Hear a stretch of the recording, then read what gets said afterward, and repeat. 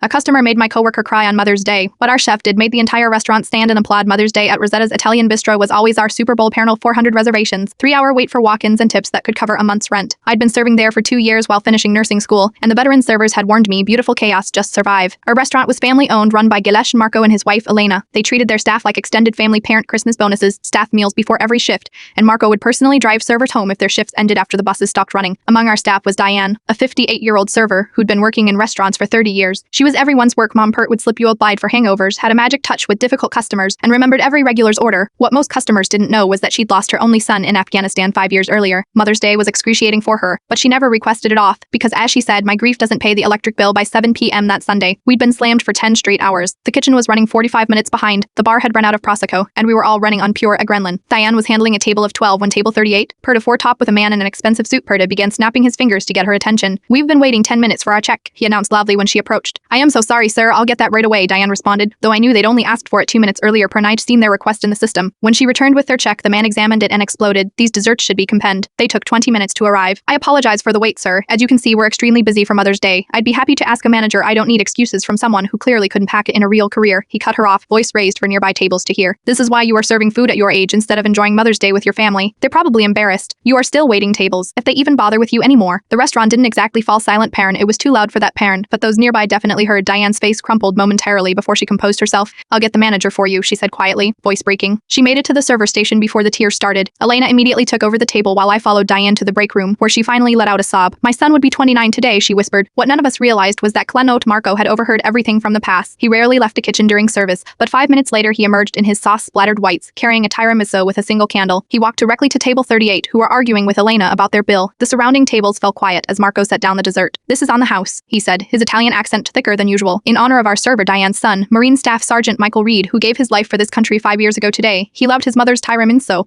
but will never taste it again. The one luxury we have in this restaurant is choosing who we serve. You have insulted a woman who shows more strength coming to work today than you will know in your lifetime. Please enjoy this dessert elsewhere." He removed their bill from the table, tore it in half, and pointed to the door. The man started to argue, but stopped when he realized the entire section was staring at him. Without another word, his party gathered their things and left, leaving the untouched tiramisu behind. As they exited, something extraordinary happened. It started with a single table clapping, then spread until the entire restaurant pair staff and customers alike were on their feet applauding. Several mother-daughter pairs were openly crying. Diane emerged from the break room to this ovation, confused until Elena guided her to Marco, who simply hugged her tightly before returning to his kitchen without another word.